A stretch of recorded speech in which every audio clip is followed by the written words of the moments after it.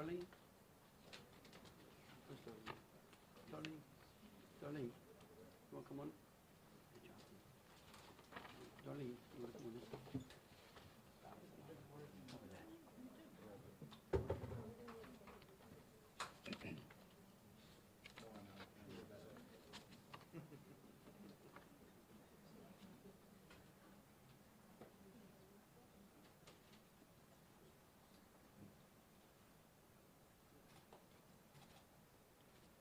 Making sure we have everybody. I don't know if we should wait a couple minutes so I can say good evening instead of good afternoon. You ready, Governor? If they are y'all ready? Okay.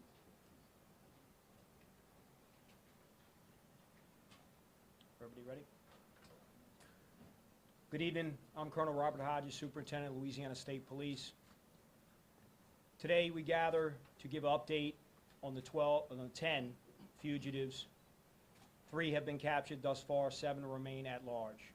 Louisiana State Police is the lead agency on this investigation. However, it would not be without the help of our local partners from New Orleans Police Department, Chief Ann Kirkpatrick, as well as our neighboring sheriffs in all 4 of the border parishes, our additional state partners, Secretary Garrett Westcott of Corrections, Probation and Parole, as well as all of our federal partners, FBI Special Agent in Charge, Jonathan Tapp, ATF Special Agent in Charge, Joshua Jackson, Homeland Security Investigations, Deputy SAC Matthew Wright,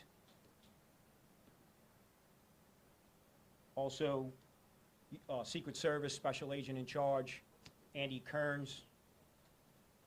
Those partners are incredibly important to our success. They're a force multiplier.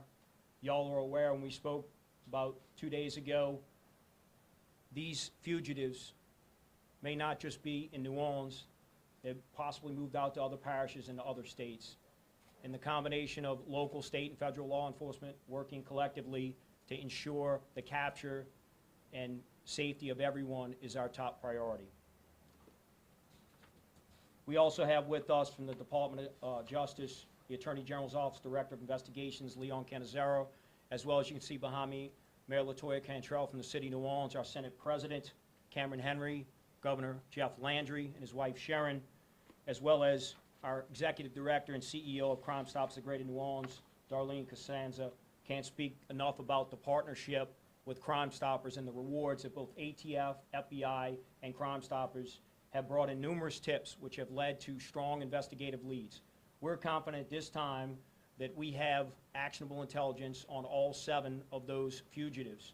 And we hope in the coming days, if not the coming hours, that we have them all apprehended. But we need the public's help.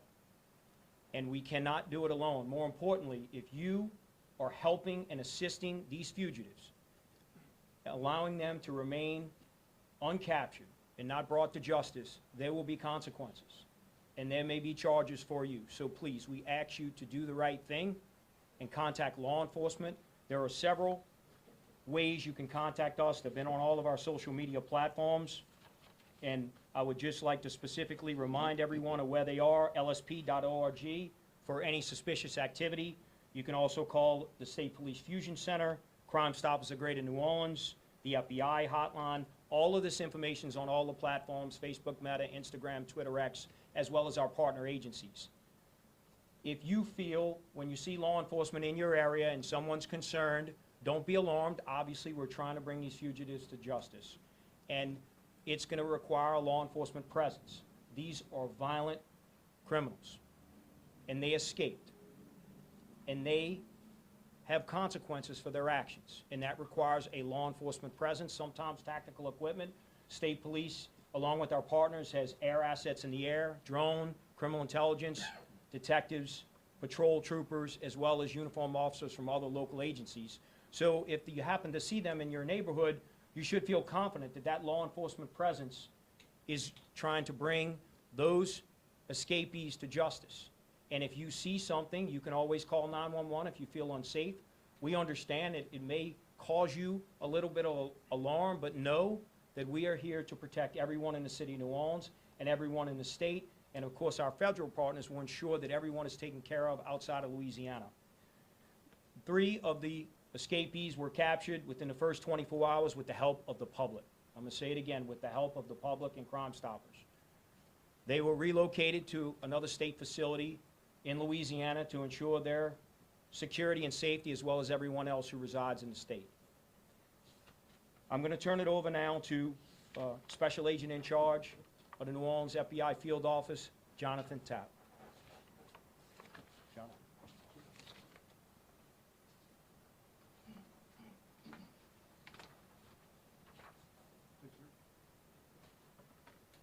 Thank you, Colonel Hodges. Good evening. I'm Jonathan Tapp, Special Agent in charge of the FBI here in New Orleans. 7 dangerous inmates have been on the streets for more than 2 days, and we strongly believe that there are folks out there helping these inmates evade capture. The FBI wants to know, along with our law enforcement partners, that the FBI will work together to ensure that those people helping these inmates evade recapture will be held accountable. These inmates are accused of serious crimes, and until they are back in custody, we should all remain vigilant.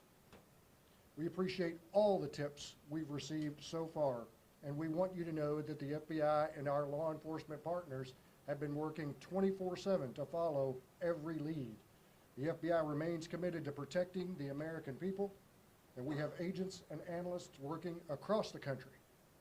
The FBI will not stop until all of these escaped inmates are recaptured. We're asking that everyone look at these pictures, and if you have seen any of them, please call. You can call the FBI at 1-800-CALL-FBI. You can submit a tip at fbi.gov/New Orleans Fugitives, or you can call any of our law enforcement partners here. I also want to let you know that we have increased the reward money from FBI from $5,000 to $10,000 per inmate. That's $10,000 from the FBI per inmate, $5,000 from ATF per inmate, and $2,000 from Crime Stoppers per inmate.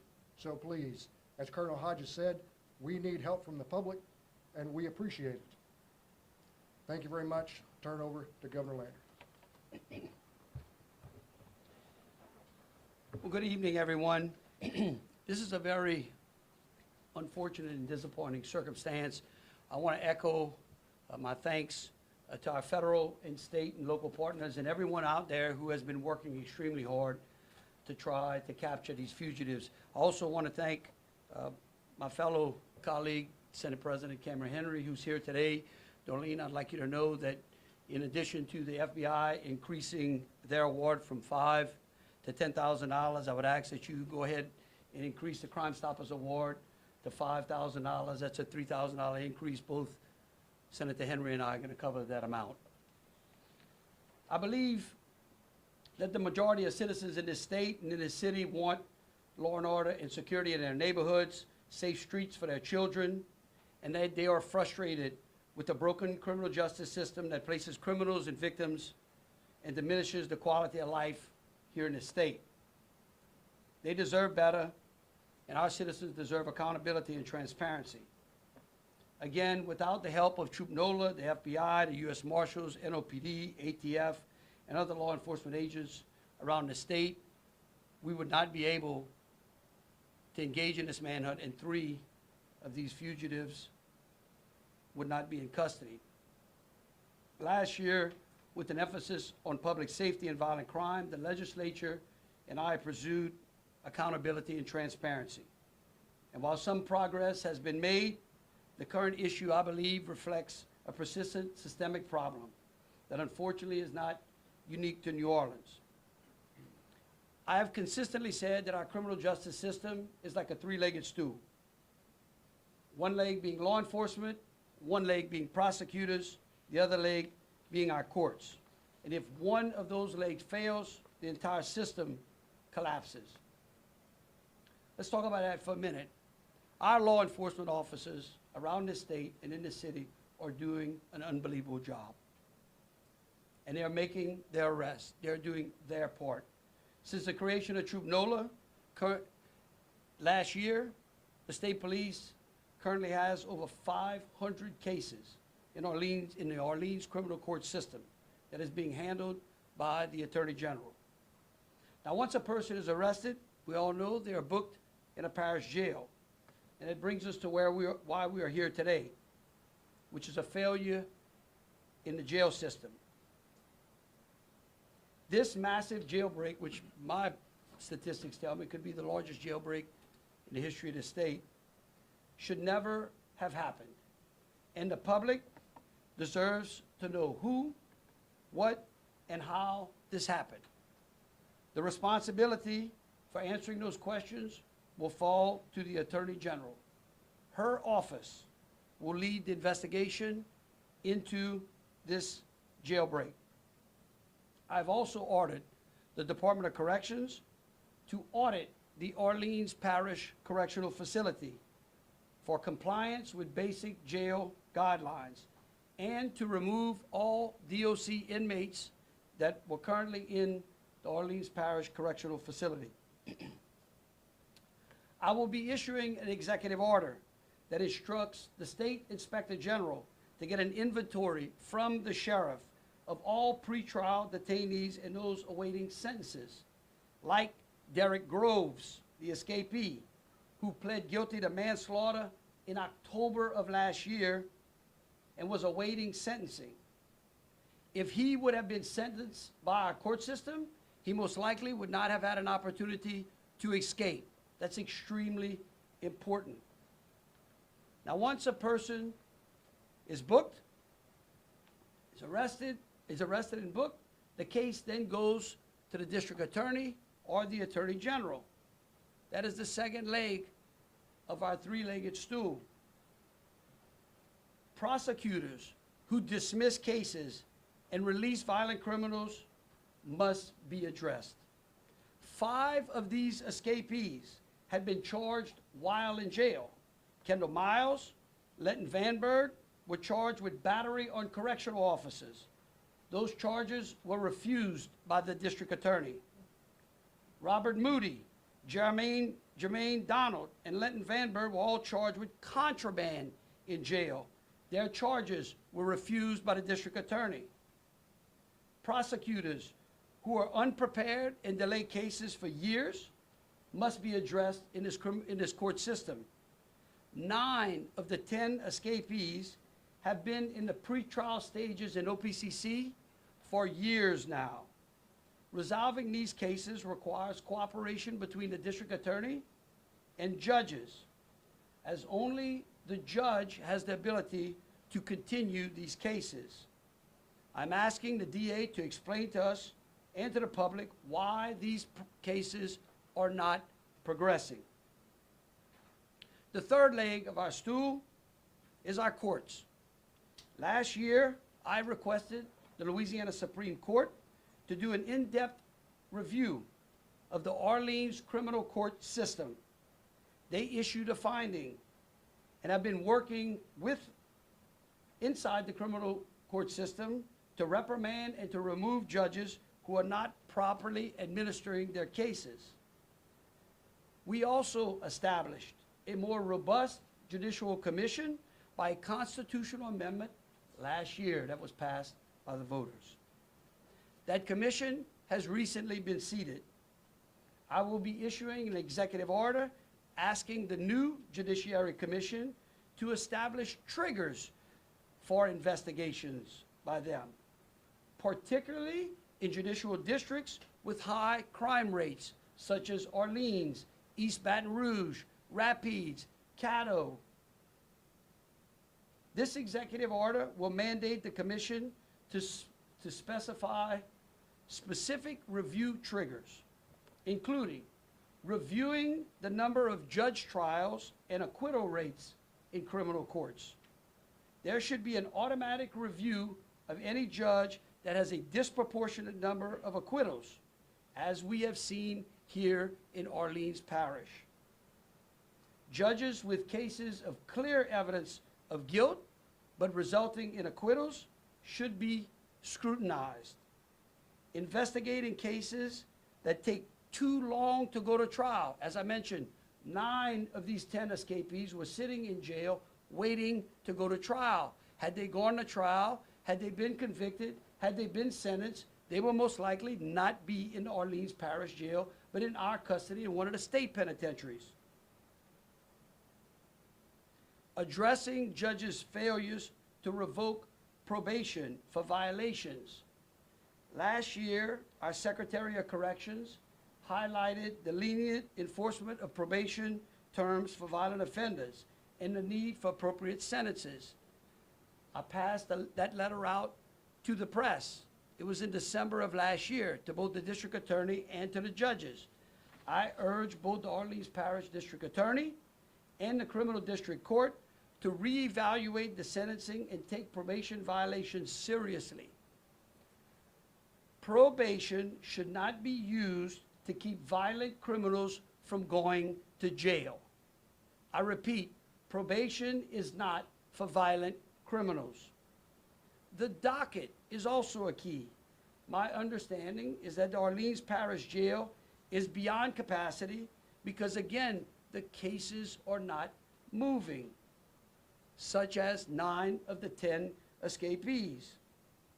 Now, there is no excuse for the escape of these violent offenders. There is also no excuse for the way these cases are currently being mismanaged in our criminal justice system. Whether it's an escapee or a release, the public deserves to know why. And not just in Orleans Parish, but around the rest of the state as well. That brings us to a data issue. I'm also requesting that the Metropolitan Crime Commission work in the most violent crime cities in the state to establish a data modeling system similar to what they're doing here in Orleans. This will include regular reporting of crime data from the point of arrest to the point of conviction. I'm hoping that not only summer, but some sunlight has arrived in Louisiana. In closing, I continue to believe that our citizens want law and order. They want security in their neighborhoods, and they want safe streets for their children. The frustration grows with a broken criminal justice system. Our taxpayers and our citizens deserve transparency and accountability. The issues that I've laid out and the executive orders that will follow will demand that. This city has been misled by those who pour out-of-state money funding the promise of justice reform. Electing officials with no frontline experience and those who pander voters lead to a lack of safety and order, which is why we're standing here today, which is why so many of our law enforcement agencies have to comb this city and this street, hunting down some of the most dangerous criminals. The irony of the progressive promises that have been made to this city is clear. New Orleans handed the jail keys to those who vowed to keep criminals out of jail. And sadly, today, we show that it worked. I hope that everyone understands that the video of those prisoners escaping epitomizes a progressive criminal justice system. I again would ask the public for their prayers and thoughts of all of those law enforcement agents who are working diligently to hunt down these fugitives. We will find them and we will bring them back to justice. And to repeat what the colonel said, if anybody harbors them, if anybody aids them, and we find out, we will arrest you and we will bring you to justice as well. Thank you. We're happy to take any questions now. One question on top and we'll start from the left to go left to right. All right. Well, I apologize for showing up a little late. Thank you, Governor, for your time. I'm Katie Royce with CBS News. A question that I would have is, you said that you're going to be requesting an audit of the sheriff's office. What will that entail? How much is it going to cost, and when is it starting? The audit of the jail is going to be conducted by Department of Corrections. They have an audit review team that regularly reviews parish jails around the state. The cost, doesn't matter what the cost is. The matter of fact is it needs to be done. We're hoping to have that completed by the end of the week, By the end of the week? by the end of this week coming. Governor, you mentioned the words accountability and transparency numerous times. In your assessment, who specifically needs to be held accountable and how? Well, it seems like everyone, except for the police. They seem to be doing their job. I think that when you look at prosecutors, when you look at the court system, I think that there is some accountability that needs to be had inside of there. We started doing that last year. It's why we went into a special session to address crime. It's why you're starting to see some of the numbers around the state start to drop. However, the problem is we were just doing one part, which is the arresting of them. They then have to be placed through the system that ultimately finds out whether they're guilty or innocent, and if they're guilty and they're violent, they need to go to jail. Where is the sheriff today? I don't know. Hopefully minding the jail. All right, next up. On Friday, we were told that y'all had 7 strong leads for each of the inmates that were out on the run. How close would you say you are to catching them? So the challenge that we all face is that they're constantly moving because they have help from the public. Unfortunately, they have friends and family members who are helping them and concealing them and helping them move, which makes law enforcement's job more challenging.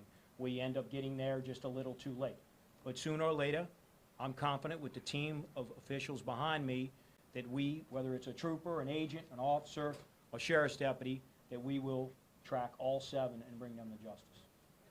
My question is, how many of the escaped inmates do you believe have left the state, and have agencies in surrounding states like Mississippi or Texas been notified as well?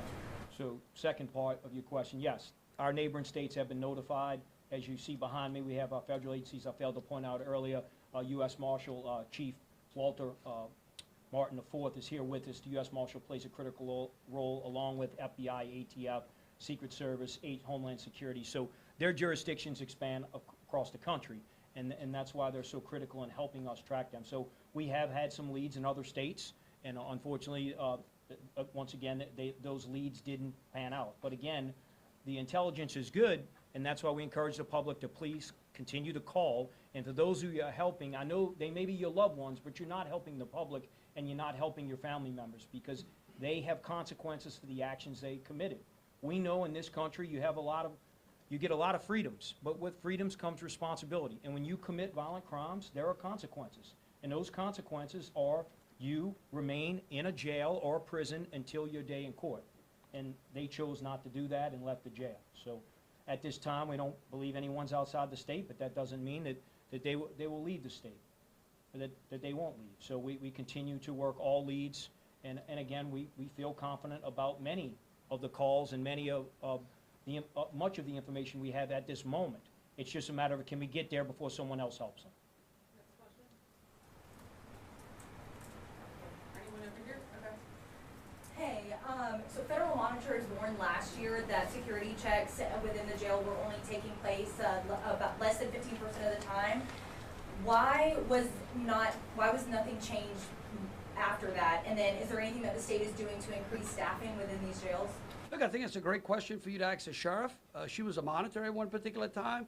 I've been a huge critic of these consent decrees to begin with. I think we've got a very fair-minded judge over the consent decree of the jail. I'm hoping that he will help us sort this out.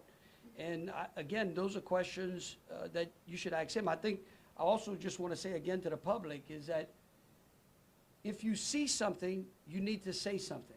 This helps us. As Colonel Hodges said, and our federal partners know, the more information we can collect from the public, the quicker we can apprehend the rest of these criminals.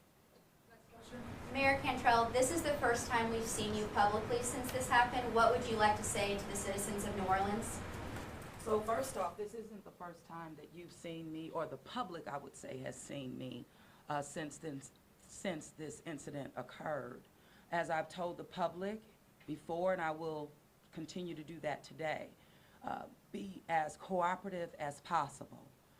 If you see something, absolutely say something. The Crime Stoppers and the partnership and the coordinated response here remain vigilant and are pursuing this manhunt, again, with real determination. And I know for a fact that we will bring justice, no doubt about that. This has been, I would say, a different issue, but the response has been the same from my standpoint. Unified command, we lean forward, we don't give up, we stay focused, and we get results done for the city of New Orleans as well as the state of Louisiana. So that's what I say today. That's what I will continue to say as it relates to the work that's being done, again, by the hardworking men and women of all law enforcement agencies that have been boots on the ground. The city of New Orleans will also continue to ensure that funding for the jail has been a priority since taking office, 7 years, actually last week. My administration has put forth over $577 million for the Orleans Parish Sheriff's Office. $460 million of that have been on operating expenses alone, with an increase of $36 million relative to capacity building in which we have been funding. In addition to that, it's been capital improvements that rest around $116 million, where $104 million has been allocated to build phase 3, as was mandated by the federal judge that we do that. So we have been doing our part, my administration, and we will continue to do that on behalf of the residents and visitors that we serve every day. But I am absolutely happy to even say, in spite of this manhunt, the city of New Orleans has been hosting thousands of visitors in our great city, having the time of their life, participating in graduations, again, showing love to our graduates and families throughout this city, and even cultural events that are going on right now. But as they do, our focus remains the same. Manhunt, we will get it done. Thank you very much. Governor, Jackson Fager, if one of the escapees is watching this right now on TV, what is your message to them? Turn yourself in. Turn yourself in. So the sheriff previously said that she suspected there was the possibility that it was an inside job. Is there an update on the standing of that investigation, or if any disciplinary action has been brought against any employees? Look, I know Leon Canizero is here representing the Attorney General's office. I know that, I'm pretty sure, unless he would say something different, this matter is under investigation and they won't be commenting at this time.